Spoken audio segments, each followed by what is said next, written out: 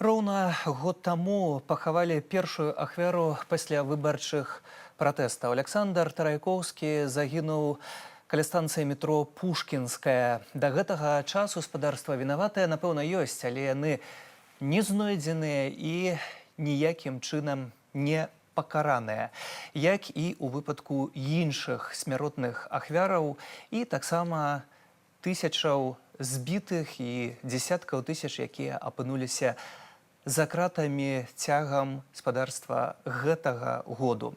Падводзім вынікі тыдня. Вітаю, з вами Сергей Падсасонны. І сёння будзе пра гэта і не толькі. На самом деле мне очень страшно. Я осталась одной без поддержки.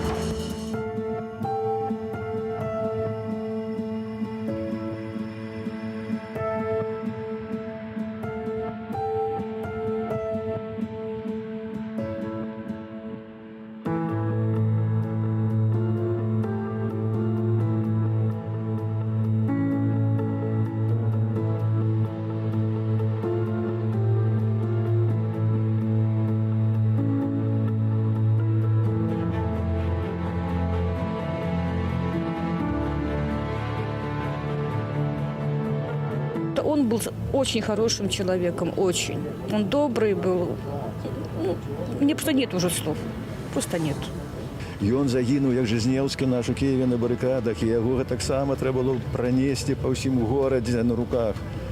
Вот што трэба было б зрабіць.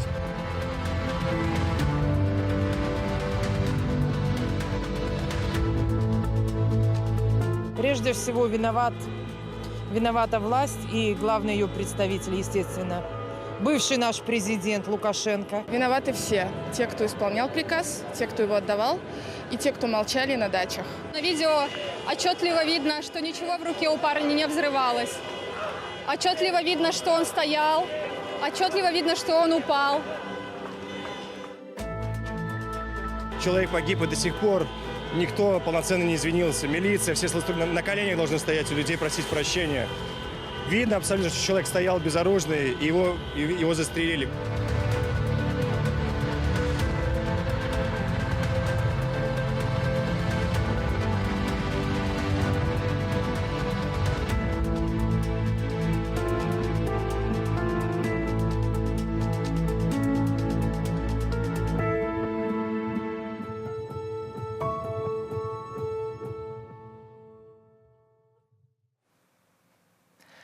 Дзейнічаць жорстка ў дачыненні да пратэстоўцаў, у дачыненні да ўласных грамадзянаў заклікаюць гэтак званыя сілавікі. Усё гэта спадарства можна выразна пачуць на аўдыо, якое адно за другім зліваюць у арганізацыю «Байпол». Гэта ініцыятыва былых сілавікоў, якія таксама паказваюць нам вельмі выразна, што адбываецца ўнутры сістэмы, што адбываецца там, і ніхто тут не застрахаваны, слухаюць усіх, слухаюць кожнага, і сістэма такім чынам з'ядае сама сябе. Давайце паслухаем фрагмент гэтых аўдыёзапісаў, якія з'явіліся ад «Байпол» на гэтым тыдні.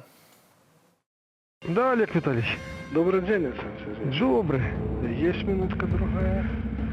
Ну, спрашивайте, конечно, есть. Ну, спрашивайте. Если спрашивать буду, сейчас ругаться буду. На кого? На меня? Ну, а на кого? За что?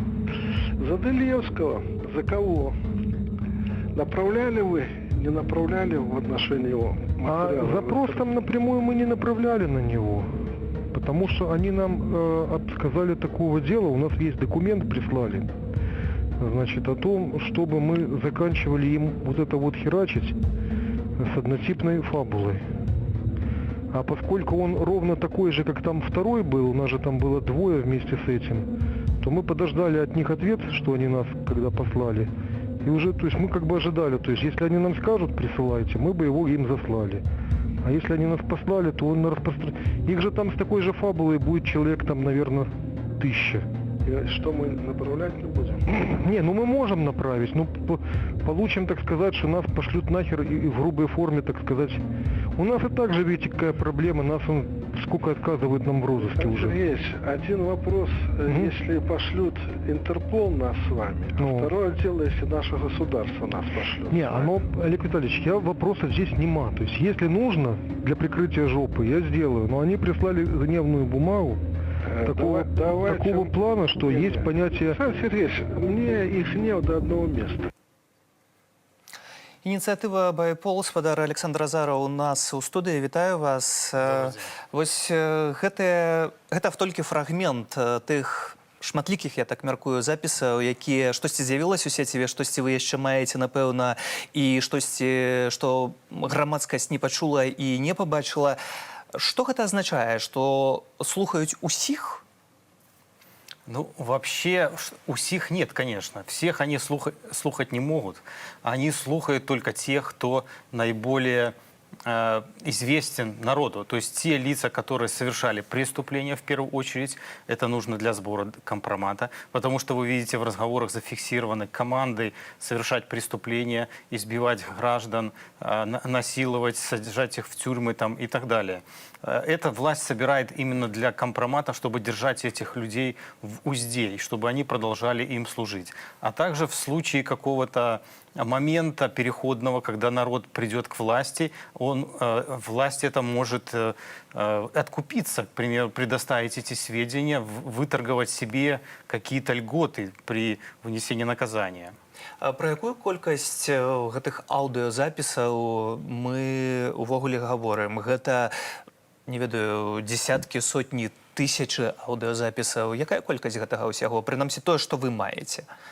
Я хочу сказать, что их тысячи, тысячи и тысячи. Информации очень много. Она получена киберпартизанами, этими такими прекрасными ребятами. Это вообще просто... Такого раньше никогда не было, чтобы люди могли так противостоять системе, ломать эту систему. Вот мы плотно работаем с киберпартизанами, и их заслуга огромная в получении этой информации. Они дали нам доступ к этой информации, и мы сейчас с этой информацией работаем. Будем использовать ее при проведении наших расследований, а также она, естественно, будет передана в Европейский Союз, в США для привлечения этих людей к уголовной ответственности уже в будущем. Таксама вось на адным з матэрыялаў «Байполу» мы можам пачуць тое, што гэтая інфармацыя ўжо адфільтраваная ў нейкім сэнсе. Так? Гэта азначае, што там ёсць унутры сістэмы пэўныя людзі, якія працуюць з гэтым аўдыё і штосьці ўжо выбралі. Конечно, информация была получена еще где-то за месяц, даже больше до ее публикации первой. То есть с этой информацией работали, ее сортировали, устанавливали, кого именно прослушивали, составлялись папки по службам, по людям. То есть работа проделана огромная. И сейчас это будет постепенно все выкладываться, доводиться до общественности. То бок тыя, хто знаходзіцца ўнутры сістэмы, і тыя, хто мае нейкае дачыненне да гэтых аўдыёзапісаў, магчыма, іншых матэрыялаў, па сутнасці, як да іх тады падыходзіць сістэма? Гэта ўсё расходны матэрыял для сістэмы? Нема нікога, хто забяспечаны? Конечно, для власти это пушечное мясо. Им эти люди, как люди, не нужны. Они их используют только в своих целях. Мы, как показали в своем видео, они начинают прослушивать и любых граждан, и начиная от участкового, и заканчивая там заместителями министра, и других гражданских. То есть мы показали там примерно перечень различных людей с различных слоев общества, что все прослушиваются и все находятся под контролем. Ну вось на гэтым фрагменце, які мы толькі што пачулі, размова ідзе паміж начальнікам міжнароднага прававога ўправлення генпракуратуры Олегам Хлышчанкам і начальнікам Інтэрпола ў Беларусі Александрам Пятранам, так? І яны размаўляюць, і тут гучыць такая фраза, што іншая, не бойцеся Інтэрполу, іншая справа, калі нас пашле з вамі нашая дзяржава. Тут у мяне такое пытанне ўзнікае: ці дзяржава іх ужо не послала, калі мы маем гэтыя запісы?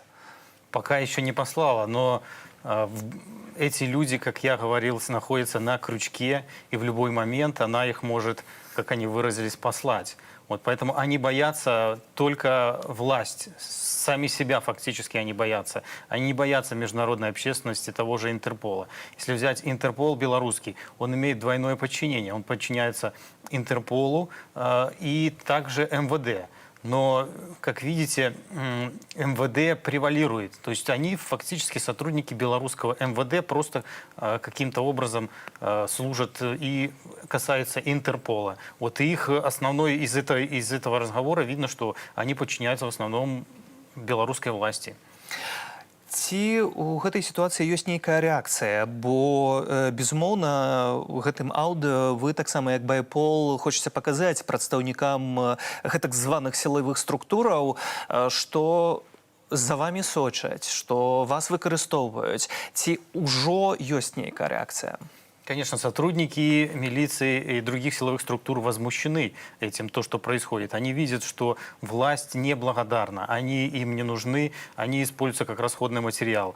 Вот. Ну и также нам известно, что ОАЦ проводит проверку в отношении ДООРДа, откуда были записи эти получены. Они сейчас изъяли все компьютеры в этой организации, устанавливают, откуда утечка. И уже несколько дней прослушка вообще не работает. То есть сотрудники МВД не могут пользоваться этой прослушкой. Можно размаўляць пра што хочаш гэтыя дні, да, атрымліваецца. то есть это очень хорошее подспорье. Тут таксама на аўдыо з'яўляецца начальнік 3-го ўправлення Губазік Михаил Бедункевич. Вы таксама былы начальнік 3-го ўправлення Губазік. Вось. І у гэтай сітуацыі узнікае пытанне, ці вы тады, калі займалі гэтую пасаду, разумелі, што вас таксама маглі слухаць? Ну, вообще я занимал должность начальника отдела в 3-м управлении. Вот, ну, конечно, каждый, в принципе, сотрудник предполагает, что его могут слушать. И хороший опер всегда, когда разговаривает по телефону, должен предполагать, что его слушают однозначно, даже если его не слушают. То есть этим самым ты себя обезопасишь. Если ты будешь представлять, что постоянно тебя слушают, твои телефоны домашние, рабочие, мобильные, интернет твой контролируют, и ты себя, соответственно, ты будешь вести себя безопасно. Ты не будешь ничего там такого излагать, за что тебя потом могут привлечь. То бок, тыя людзі, якія з'яўляюцца на гэтых аўдыаматэрыялах, ну, павінны ўсё ведаць і разумець. І для іх гэта ў нейкім сэнсе сюрпрыз, што яны з'яўляюцца на гэтым аўдыо. Конечно. Они, видимо, предполагают. Тот же Бенкевич, он себя выставляет как ярый пособник режима и борец с инакомыслием.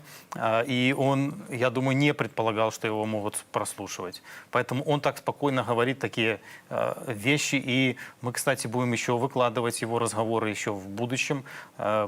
По поводу там незаконной миграции у нас выйдет ролик в скором времени, где он дает команды, значит, не трогать нелегальных мигрантов, потому что это указание министра их направлять в Европу. То бок гэта будзе наўпроставае сведчанне для заходніх краінаў дачынення па сутнасці тых людзей, якія ўтрымліваюць уладу ў Беларусі да злачынстваў. Конечно.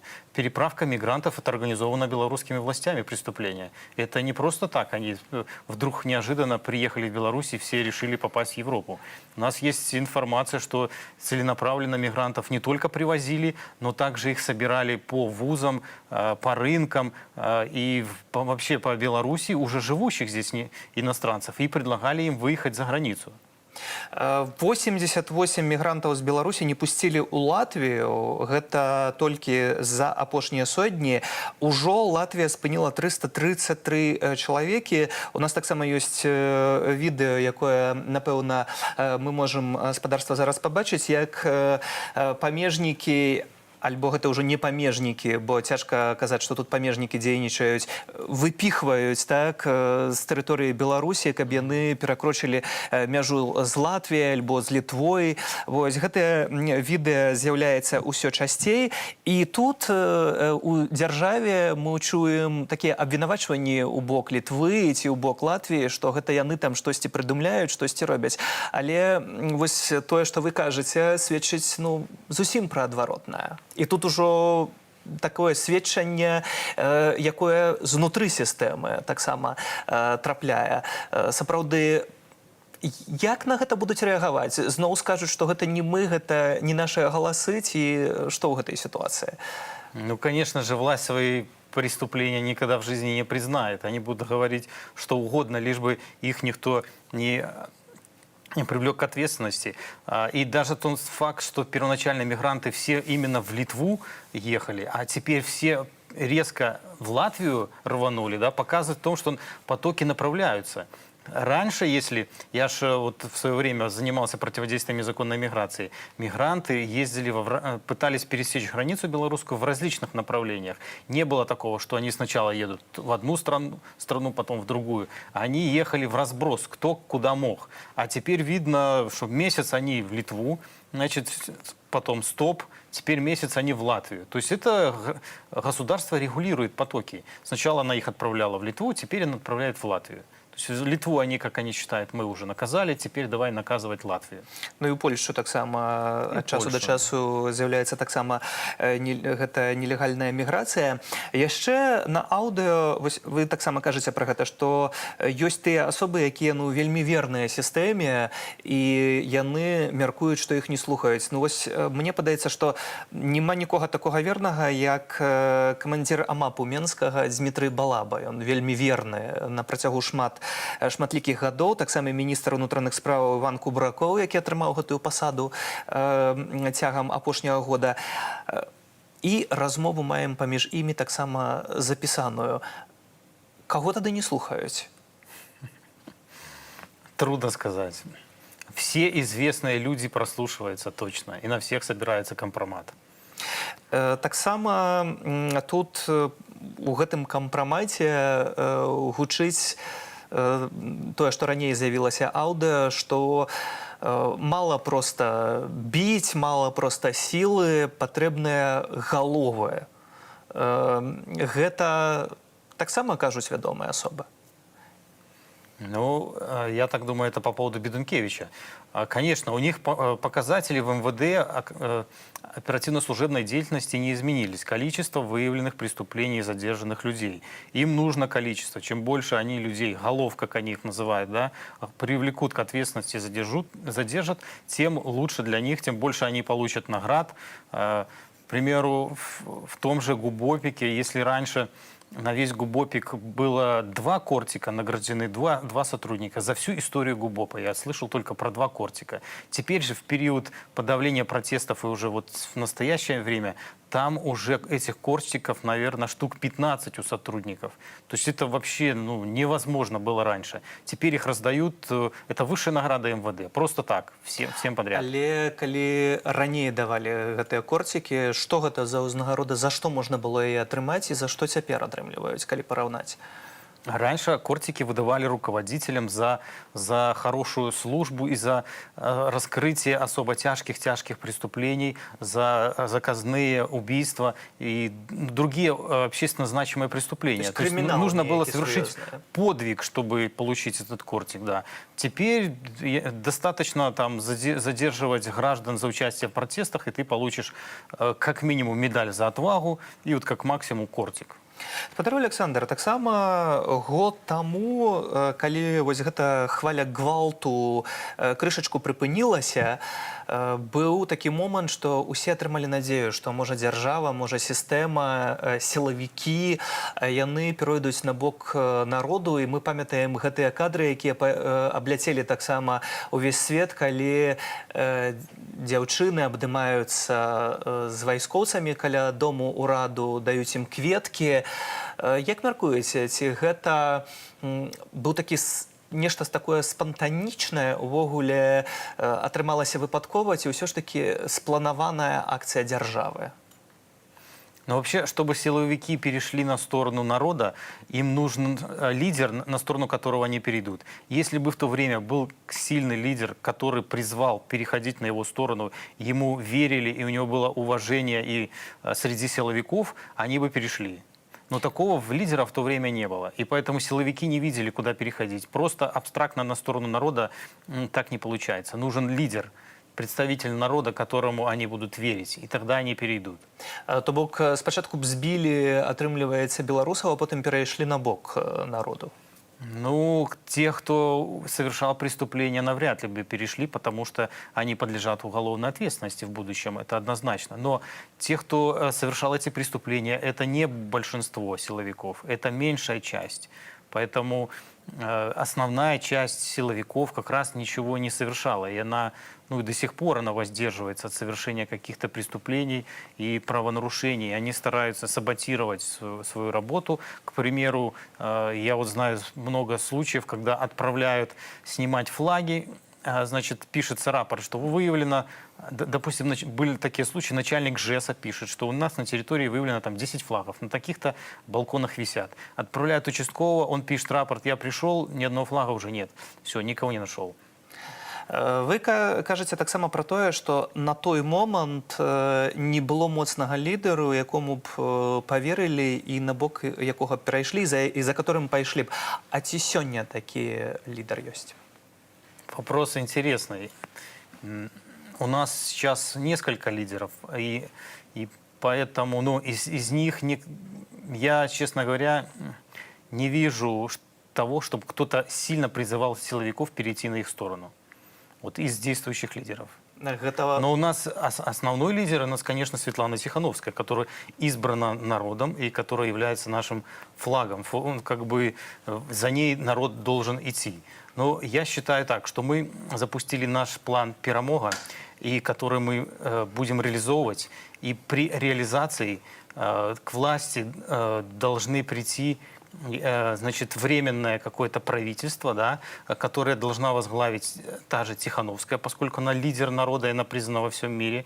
И уже после этого должны быть проведены выборы в парламент, а потом уже президента, и сформированы уже новые органы власти. То есть ее задача, она неоднократно говорила, что она борется не за власть, а именно за проведение честных выборов. То есть ее задача прийти, провести честные выборы, сформировать правительство, и все. И Беларусь тогда начнет самостоятельно существовать в демократическом уже обществе. Але хіба таксама ейная задача і прыцягнуць да адказнасці альбо сфармаваць сістэму, у якой злачынцы будуць адказваць? Конечно, в процессе проведения вот этого выборов, и это же не за один день делается. Конечно, при смене власти однозначно нужно будет сразу решать вопрос с привлечением всех виновных к ответственности.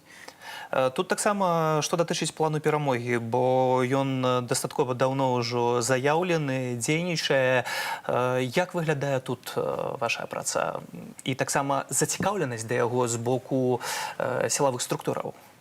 Ну, план «Перемога» мы объявили при поддержке всех штабов, и Тихановской, и Латушка, и Цепкала, и все демократические силы нас поддерживают и стараются доводить информацию до граждан, чтобы вступали в наш план, потому что это единственное средство сменить власть.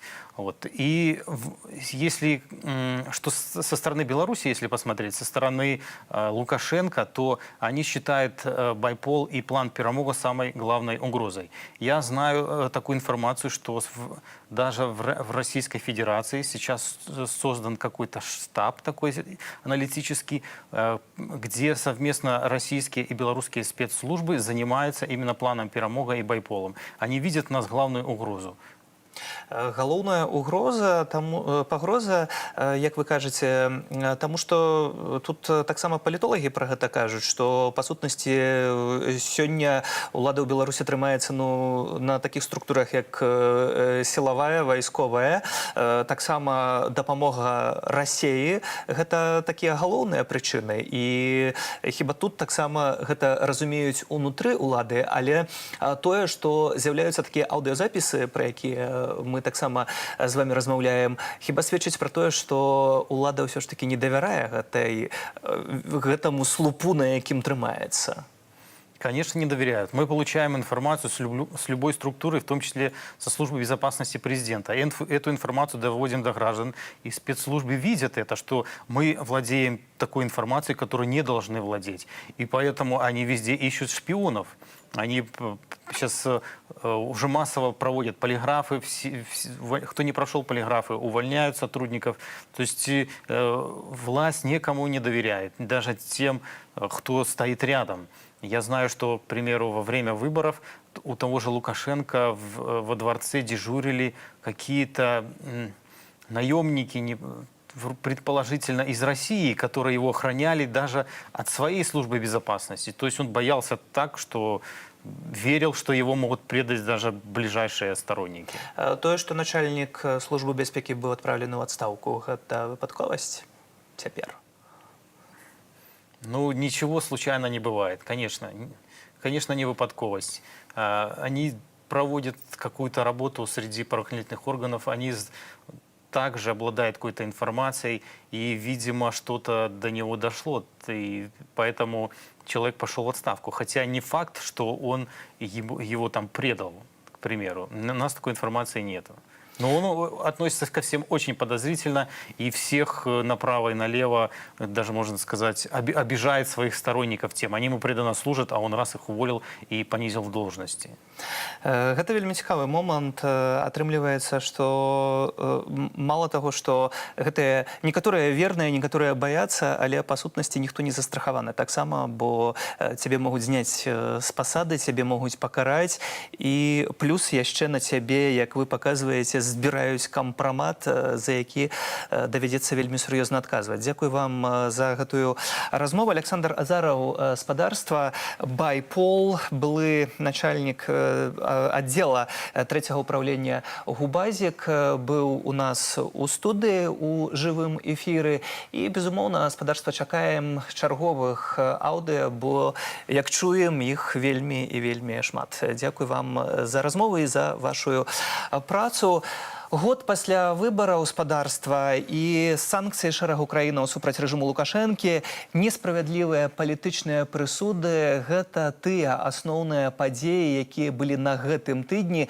А што яшчэ прынёс гэты тыдзень, галоўнае ў нашым скароце. У панядзелак 9 жніўня мінуў год з таго дня, калі беларусы выйшлі на пратэсты супраць сфальсіфікаваных выбараў. За гэты час 630 чалавек прызналі палітвязнямі, 16 загінулых, амаль 35 тысяч затрыманняў, больш за 4,5 тысячы крымінальных справаў, больш за 100 ліквідаваных грамадскіх арганізацыяў. Таму колькі часу і сіл не запатрабаваў наш шлях да свабоды, я пройду яго разам з беларусамі. Беларуская лёгкаатлетка Крысціна Ціманоўская выставіла на аукцыён свой срэбны медаль з еўрапейскіх гульняў. Сродкі пералічаць у беларускі фонд спартовай салідарнасці. Ціманоўская далучылася да спартовай каманды польскага энергаканцэрну «Орлан». На гэтым тыдні Вялікая Брытанія, ЗША, Канада і Швейцарыя увялі санкцыі ў дачыненні Беларусі. Яны закрануць беларускія калійныя і нафтавыя прадукты, Нацыянальны алімпійскі камітэт, сферу тэхналогіяў для адсочвання, вытворчасць тытунёвых вырабаў, а таксама бізнес, набліжаны да Лукашэнкі. Літаральна праз 2 дні пасля гэтага рашэння Літва абвесціла аб прыпыненні транзіту беларускага калію праз свае парты са снежня. У аўторак праз наплыў нелегальных мігрантаў урад Латвіі увёў на мяжы з Беларусю рэжым надзвычайнага становішча. Гэта азначае, што мяжу будуць кантраляваць не толькі памежнікі, але і армія. Рэжым будзе дзейнічаць да лістапада. Гэта канкрэтная сітуацыя, і мы былі вымушаныя прыняць канкрэтныя і вельмі надзвычайныя захады, каб спыніць гэтую інструменталізацыю людзей і мігрантаў дыктатарскім рэжымам у Беларусі. Журналісткам Белсату Кацярыне Андрэевай і Дар'і Чульцовай пералічылі тэрмін адбыцця пакарання з улікам новых паправак у заканадаўства. Цяпер тэрмін пакарання скараціўся на 2,5 месяцы. За кратамі нашай каляжанкі ўжо 273 дні. Дзяўчата судзілі на 2 гады зняволення за стрым з плошчы Пераменаў, дзе амапаўцы знішчылі народны мемарыял забітаму невядомымі ў цывільным Раману Бандарэнку. Байцу Алексею Кудзіну прысудзілі 2,5 гады калоніі за супраціў міліцыянтам падчас паслявыбарчых акцыяў у Маладзечне. Спартовец тады атрымаў траўмы і ўцёк з краіны. Затрымалі яго ў Расіі і на запад генпракуратуры экстрадавалі ў Беларусь, нягледзячы на забарону Еўрапейскага суда ў правах чалавека. Міністэрства замежных справаў Беларусі адклікала згоду на прызначэнне Джулі Фішер амбасадаркай Злучаных Штатаў Амерыкі ў нашай краіне. Акрамя таго, афіцыйны Менск прапанаваў скараціць штат амбасады да 5 працаўнікоў. Прэсавы сакратар МЗС Анатолий Глас назваў гэткае рашэнне адказам на, цытата, недружалюбныя і нават агрэсіўныя дзеянні ЗША. Прокурор Уладзімір Грабаў запытаў для Сцяпана Латыпова пакаранне ў выглядзе 8,5 гадоў узмоцненага рэжыму і 8700 рублёў штрафу за арганізацыю беспарадкаў. Сцяпан выступіў з апошнім словам на судзе. У ім, сярод іншага, ён распавёў пра сваё затрыманне і пра тое, як яго збівалі сілавікі. Я крычаў, задыхаючыся ў чорным пакеце, а яны смяяліся. Казалі, не крычы, твая Ціханаўская не пачуе.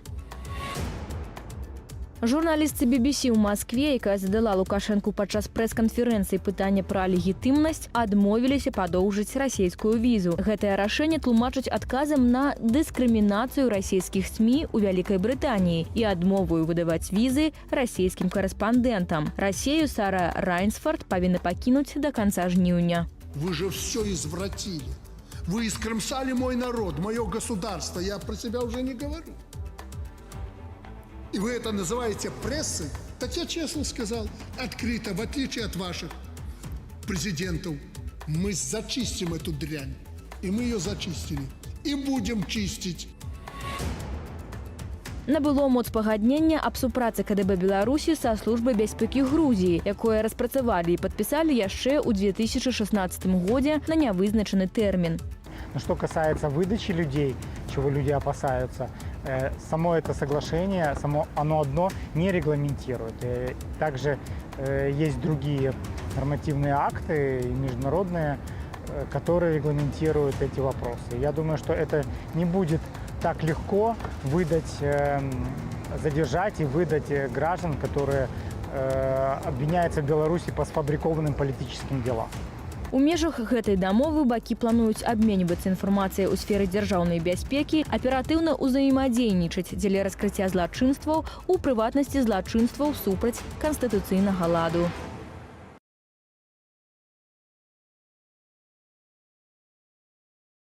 Александру Лукашенку на ягонай вялікай прэсавай канферэнцыі незручныя пытанні. Цяпер мае выехаць з Расіяй да канца месяцу, так яна паведаміла. І таксама гаворыць пра тое, што ёй паступілі пагрозы, пра тое, што больш яна не атрымае ўжо расійскай візы і не зможа вярнуцца, бо яна працуе для расійскай службы BBC па расійскай візе і знаходзілася на гэтай прэсавай канферэнцыі ў Менску. Вось такія спадарства адкрытасці і для журналістаў, і таксама вайна з жанчынамі, пра што таксама Александр Лукашенко неаднаразова казаў. А таксама на гэтым тыдні адбыўся вельмі важны візіт Святланы Ціханаўскай у Нарвегію, дзе Святлана Ціханаўская сустрэлася не толькі з прадстаўнікамі дзяржавы, але і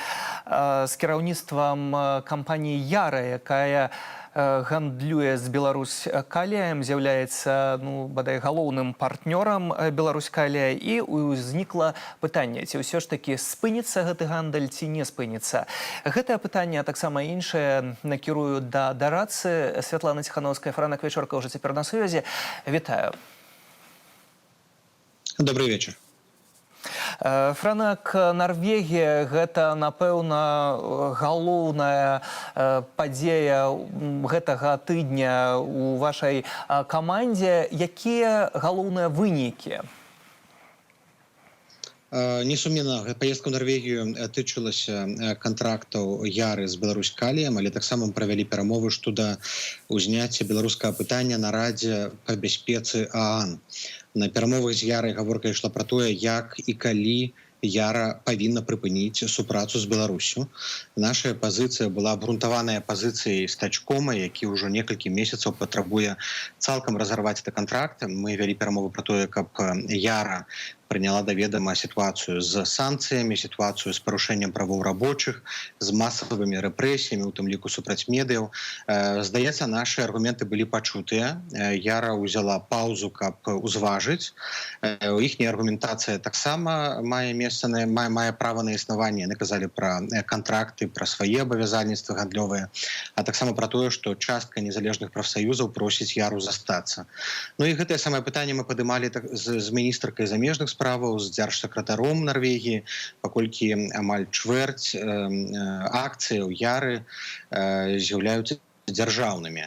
Ну і гаварылі пра іншае пытанне, як Нарвегія можа, мусіць дапамагаць Беларусі і беларускай грамадзянскай супольнасці. Крышку для грамадскасці выглядае гэты момант, што у Яры сказалі, мы падумаем, паўсміхаліся перад камерамі, але ці гэта азначае, што будзе сапраўдны нейкі вынік? Ці пасля месяцу гэтых там абдумванняў, скажем, Яра скажа, не, выбачайце, але мы ўсё ж такі паслухаем там прадстаўнікоў некаторых прафсаюзаў ці нават афіцыйнага Менску? Ну, трэба разумець, што Яра – гэта прыватная кампанія, якая кіруецца сваімі камерцыйнымі інтарэсамі, не правамі чалавека. Гэта не перамовы з урадам, не перамовы з саюзніцкімі прэм'ер-міністрамі ці міністрамі замежных справаў. Гэта перамовы з камерцыйнай кампаніяй, якая узважвае плюсы і мінусы. Тыя санкцыі, якія Еўразвяз ужо ўвёў, яны дазваляюць Яры абыходзіць тыя самыя лазейкі, пра якія мы з вами казалі ў адным з эфіраў. І Яра, разумеючы гэта, яны маюць нейкае поле для манеўру. Ці спыняць яны, ці не спыняць, гэта залежыць у тым ліку і ад нас з вами, грамадзянскай супольнасці, дыяспараў, рабочых. Мы павінны працягваць ціск, мы павінны тлумачыць, што гэта амаральна. На сустрэчы Ціхановская сказала, што калі Яра адмовіцца ад кантракту, яна створыць прэцэдэнт і будзе мадэллю этычных паводзінаў. На што Яра кажа, што так, але чаму іншыя кампаніі, якія з-пад палы гандлююць з Лукашэнкам, чаму вы да іх не прыходзіце? Што таксама справядліва. Гэта і Сіменс, гэта і Мішэлін, гэта і Ікея. Таму я думаю, што нам з вами трэба думаць пра Яру, але і пра іншыя кампаніі, якія карыстаюцца тым, што яны па-за радарам і працягваюць гандляваць. Наша задача спыніць любыя фінансавыя ўліванні, любыя гандлёвыя сувязі з рэжымам Лукашэнкі, пакуль законнасць у краіне не будзе ўзноўленая. Ну так, бо вельмі часта для такіх прыватных кампаніяў правы чалавекам правы чалавека, але ўсё ж такі бізнес на першым месцы. Змяняючы крышку тэму, сёння у нашым эфіры мы слухалі фрагмент ад ініцыятывы «Байпол». Вось гэтыя злівы аўдыо ад гэтак званых сілавікоў. І у нашай студыі гаспадар Александр Азараў з «Байполу» гаварыў пра тое, што сілавікі у свой час яшчэ раней, у 20-м годзе, не перайшлі на бок дэмакратычных сілаў, бо не пабачылі выразнага лідара. На маё пытанне, ці цяпер ёсць выразны лідар, гаспадар Александр казаў, што ёсць некалькі лідараў, ну, але, безумоўна, на першым месцы Святлана Ціхановская. Як тут да гэтага ўсяго ставіцца? Ці Святлана Ціхановская сёння такі лідар, за якім пойдуць сілавікі? Я думаю, што лідарствам не абмяжоўваюцца фактары, якія ўплываюць на пераход чыноўнікаў і сілавікоў на бок народу. Все-таки сам пераход вельмі складаны. Чалавеку, які, напрыклад, адмаўляецца выконваць злачынныя загады, недастаткова звольніцца. Яму трэба паклапаціцца пра сваю бяспеку, бяспеку сваёй сям'і, бяспечна выехаць з краіны. Бо мы ведаем, што лукашэнкаўскі рэжым, ягоныя памагатыя, КДБшнікі, губопікі помсцяць усім, хто займае бок народу. І, на жаль, у нас пакуль няма бяспечных інструментаў, як перавесці гэтых людзей, як гарантаваць ім бяспеку. І гэта тое, над чым мы павінны працаваць.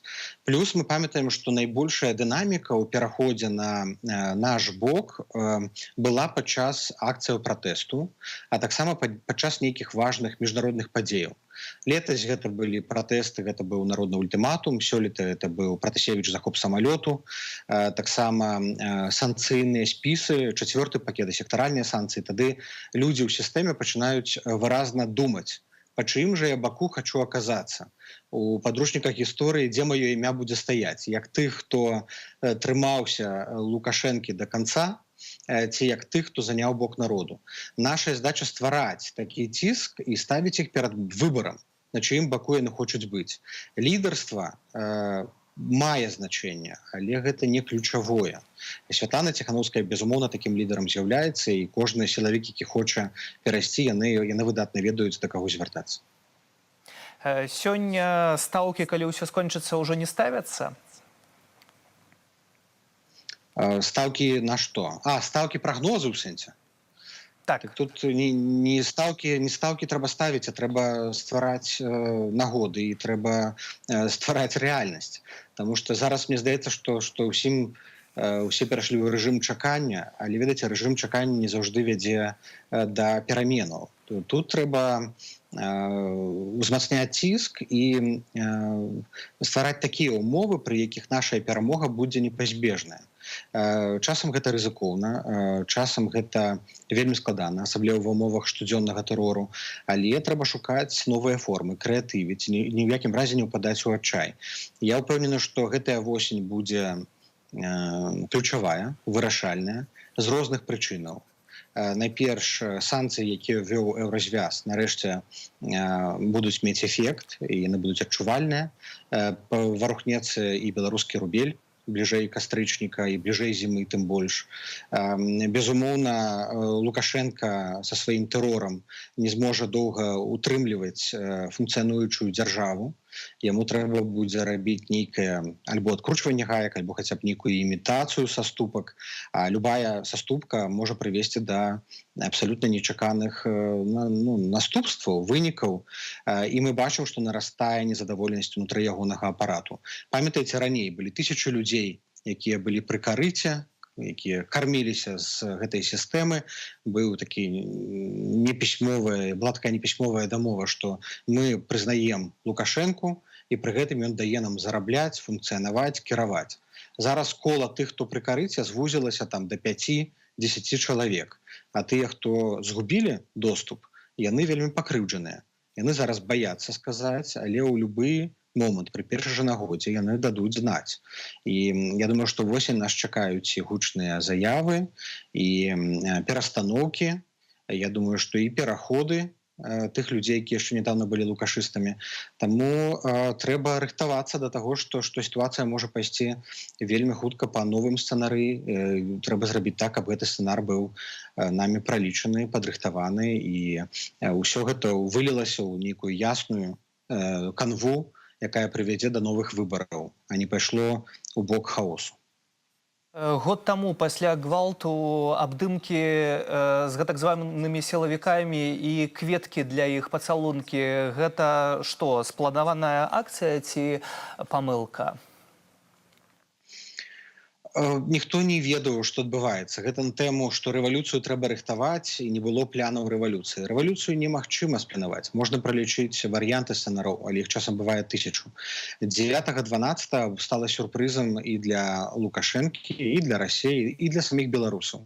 Я думаю, што самі беларусы і тыя, хто былі на плошчах, не на плошчы, а на плошчах у розных гарадах, это былі дзесяткі гарадоў, яны здзівіліся, наколькі іх, наколькі нас шмат.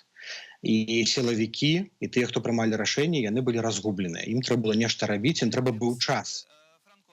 Сілы хіба не павінны быць разгубленыя пасля 2006 года і млын, у якім ты асабіста таксама знаходзіўся, 2010 год і разгон плошчы. Дэмсілаў хіба не павінна гэта здзіўляць? 9 жніўня было максімальна падрыхтаванае. Быў ясны сцэнар, калі ісці галасаваць, як галасаваць, згібаць бюлетэні гармошкай, чакаць каля участкаў на вынікі, на вывешванне пратаколаў, фоткаць пратаколы, дасылаць у голас. Заўважце, ўсё было пралічана, і з нашага боку тое, што можна было арганізаваць, было арганізавана. І выхад на вуліцу быў пралічаны. Але ўсё, што пасля 9 жніўня, было невядома. Была зробленая стаўка на стачку, стачка разгарэлася, але пры дапамозе тэрора яе хутка задушылі. Пратэсты, якія ў Менску і ў рэгіёнах разгарэліся, таксама здушылі. Але ўладаў не хапала сілу не хапала сілаў і гатоўнасці душыць усіх. І таму яны ўзялі паўзу. Вось гэтае абдыманне, цалаванне запушчанымі шчытамі, гэта была спроба ўлады ўзяць паўзу, зразумець, што адбываецца, падрыхтавацца да наступнай атакі. І яны далі тыдзень, 16-го не разганялі нікога, 23-го таксама амаль нікога не разганялі, а потым яны разабраліся, як дзейнічаць, і пачалі біць па будніх днях, выяўляць актыўных удзельнікаў, арганізатараў, людзей, якія былі на перадавой, на першай лініі маршаў. І ў выніку ім удалося гэтую хвалю вулічнага пратэсту збіць. Але кіраваць такім пратэстам тады немагчыма было, таму што не было інтэрнэту, не было сувязі, ўсе лідары былі ў турмах альбо ў выгнанні ўжо. Ці гэта сёння таксама азначае для нас такі сігнал? Будзьце уважлівыя, ліміт да дзяржаўных структураў вычарпаны. Дзяржава ў сітуацыі для уласнай, калі ёй будзе уласна небяспечна, пачне гандаль палітвязнямі. Ці тут ёсць таксама разуменне гэтага сёння? Я думаю, што нам трэба быць гатовымі, што нас змогуць вадзіць за нос. Нам будуць прадаваць імітацыю альбо вызваленне часткі палітвязняў взамен на саступкі. Пасля такога тэрора, які адбываецца апошнія месяцы, нават прыпыненне тэрору на тыдзень некаторым можа падацца вялікай саступкай. Гэта не так. Вызваленне 100 палітвязняў з 700 гэта не саступкі. Нам трэба быць прынцыповымі і рашучымі. Яны паспрабуюць нас раскалоць. Яны паспрабуюць раскалоць тых, хто падпісаў прашэнне аб памілаванні, і тых, хто не падпісаў. Яны ўжо робяць гэта з Пратасевічам. Вось глядзіце, Пратасевіч маладзец, ён супрацоўнічае. А гэтыя не малайцы, яны будуць пакутваць. Нам трэба захоўваць еднасць, прынцыповасць. Незалежна ад таго, падпісаў, не падпісаў, незалежна ад таго, у якіх умовах трымаюць, мы павінны настойваць на поўным вызваленні і рэабілітацыі кожнага. Ужо пра тое, што яны вызваляюць 100 ці 150, казалі амбасадарам. Макей збіраў дыпламатаў замежных, збіралі заходніх паслоў. Ім абяцалі, што вызваляць 100-150 чалавек яшчэ ў траўні. І вы бачыце, яны паабяцалі, спадзяючыся, што змякчаць санкцыі. Але нікога не вызвалілі. Таму не верым. Верым толькі дзеянням, канкрэтным справам. І не слухаем, і не паддаемся на блеф. І самае галоўнае трымаць таксама еднасць, што з'яўляецца тут вельмі важным у гэтай ва ўсёй сітуацыі. Дзякуй за гэтую размову. Франак Вячорка, дарадца Святланы Ціханаўскай, быў з намі спадарства на сувязі. А ўжо цяпер Ірына Трацякова пра тое, чым цягам апошняга года займаюцца беларускія праваабаронцы, бо іх праца вельмі важная. Толькі на сённяшні дзень зарэгістравана 630 палітвязняў. Так, менавіта столькі прызнаныя праваабаронцамі ў Беларусі на сённяшнюю дату.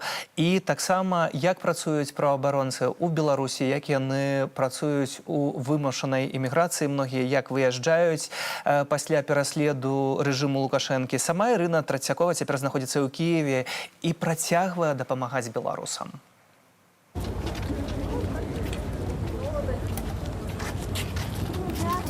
Правозащитник в нормальных демократичных странах – это человек, который защищает права человека.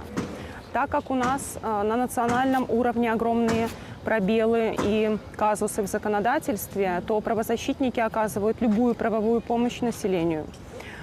И, как ни странно, мы и в довыборный, и послевыборный период не говорим про права человека, мы говорим хотя бы про соблюдение каких-то норм законодательства. Людям не разъясняются права карательными органами, поэтому допускается очень много ошибок, и люди, мы видим сейчас, послевыборный период, сами себя приговаривают к большим срокам.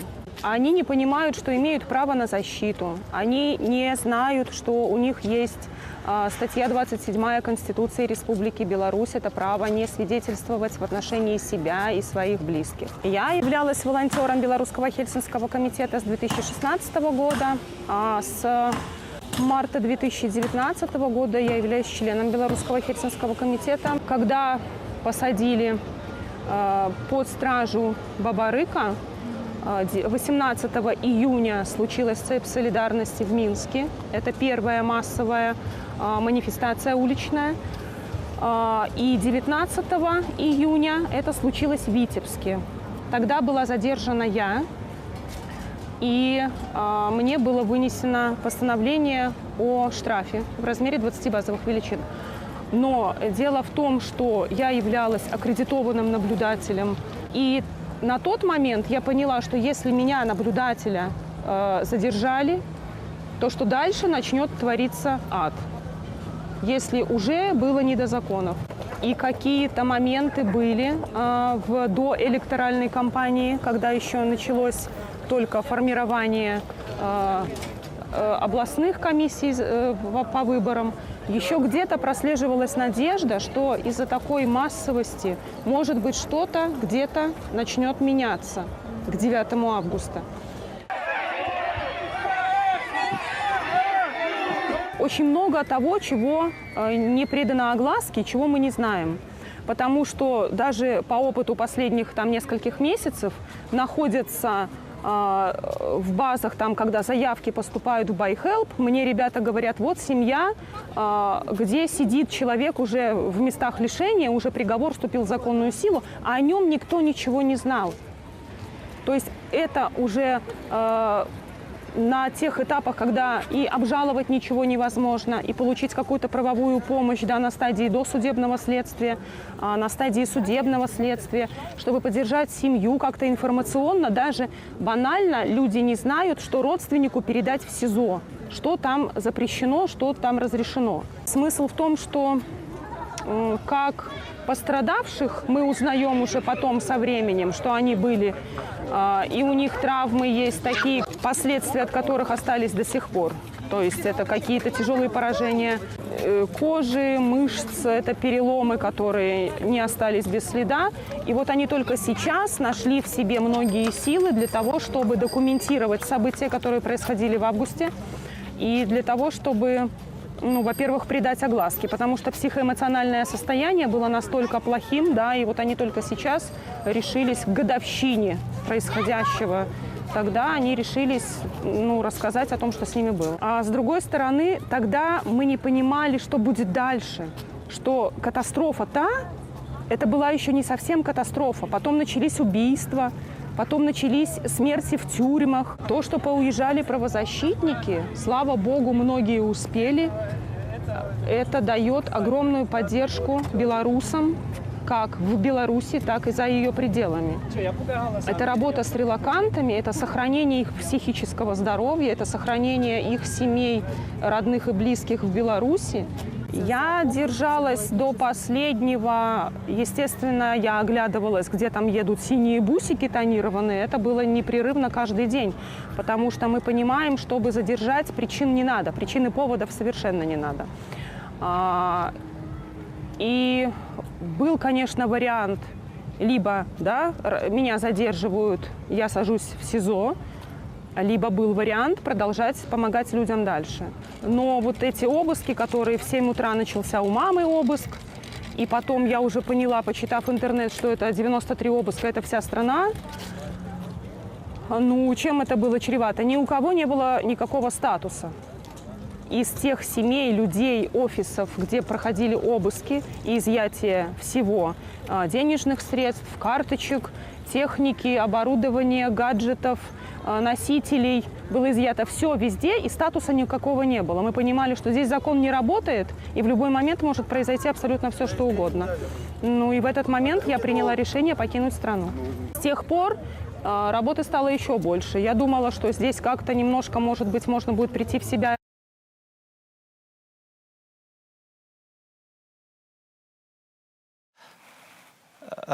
Спадарства 630 палітычных вязняў у Беларусі, і сярод іх таксама Мікола Статкевіч, які 12 жніўня на гэтым тыдні меў свой дзень народзінаў. 65 гадоў споўнілася палітычнаму вязню. Трэба зазначыць, спадарства, што 8 гадоў свайго жыцця ён правёў у турмах і застаецца цяпер у гомельскім СІЗА. Спадарыня Марына Адамович, жонка Міколы Статкевіча, ўжо цяпер з намі на сувязі. Вітаю вас. Спадарыня Марына, напэўна, гэта надзвычайны і вельмі цяжкі год. Але таксама не новы для вас тое, што я толькі што сказаў, што спадар Мікола правёў шмат гадоў за кратамі ў сваім жыцці. Але чым адрозніваўся гэты год? Ведаеце, я ўсё ж таки паправлю крышачку, бо на вялікі жаль за кратамі, калі паспрабаваць пералічыць усе мажлівыя суткі, ён правёў ужо практычна 9 год. Гэты год быў крышачку іншым, таму што ўпершыню з'явілася разуменне, што это канец. Разуменне таго, што беларусы нарэшце даспелі да таго, зразумець, што яны больш не хочуць заставацца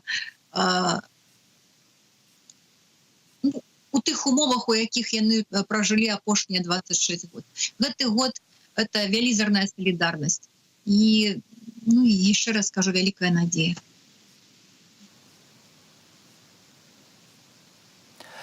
Але ці гэтая салідарнасць, пра якую мы кажам, што у беларусах гэтая салідарнасць з'явілася вельмі моцная, яна адчувалася таксама ў стасунку да вас, у стасунку да спадара Міколы?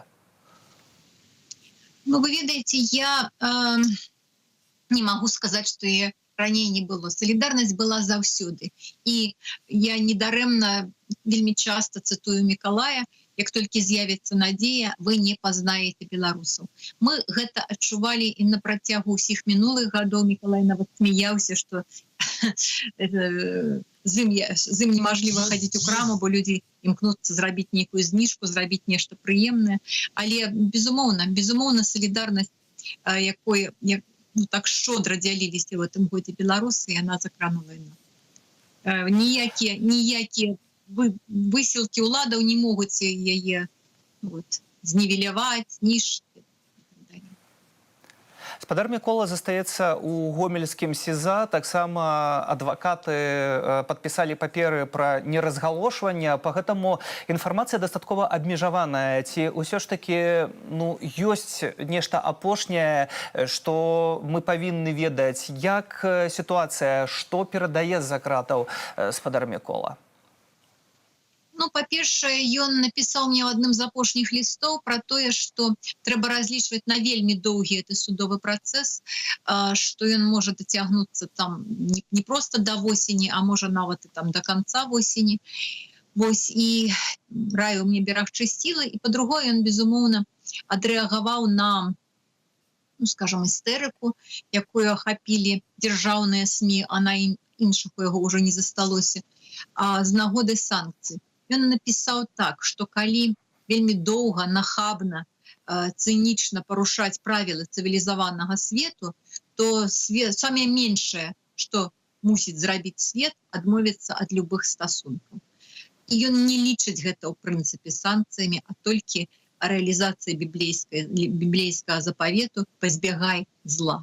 Мне здаецца, што это правільная ацэнка, калі хочаце так. Вось такія апошнія новіны. Спадарыня Марына, калі напрыканцы нашай размовы, што б вы сказалі беларусам? Бо вельмі часта мы чуем за гэты год, што мы страчваем надзею. Але хіба вы на сабе адчуваеце гэта найлепш? Як не страціць гэтую надзею? Ведаеце, у нас вельмі простая формула заўсёды была: стой прямо. Трымайся свайго, не здражвай сваім перакананнем і рабі тое, што ты можаш. Гадуй у сабе чалавека, супраціўляйся злому, культывуй добрае, і я упэўнена, што ўсё будзе добра. Няхай сабе это не здарылася так, як хацелася б людзям імгненна, але гістарычна час гэтых персанажаў уже сышоў. Мажліва, таму ўся эта чорная, злобная, нелюдская, зараз так запатрабаванае. Ну, апошняя спроба замараць і пацягнуць за сабою прорву максімальную колькасць людзей. Стойце прямо, будзе добра. І ўсё будзе добра. Дзякую вам за гэтую надзею і дзякую вам таксама за тое, што вы не губляеце яе. Дзякуй, спадарыня Марына. Марына Адамович, жонка Міколы Статкевіча, якому спаўнілася 65 гадоў на гэтым тыдні. Сам палітвязень застаецца ў гомельскім СІЗА. Там працягваецца працэс спадарства супраць яго і іншых таксама палітычных вязняў, у тым таксама і Сергей Ціхановскі на гэтай лаве падсудных, як сказала спадарыня Марына, калі ўлічваць яшчэ і сотні і гады за кратамі, то гэта каля 9 гадоў тое, што правёў спадар Мікола Статкевіч. Спадарства, ставім кропку на сёння ў нашым нядзельным жывым стрыме. Дзякуй за тое, што застаецеся з Белсатам. Не губляйце надзеі. Ужо пайшоў другі год пасля таго, як адбыліся так званыя выбары, і беларусы сказалі сваё слова. Вы зрабілі свой выбар. А для вас сёння працаваў Сергей Пацасонны. Добрага вечара і да сустрэчы ў эфірах.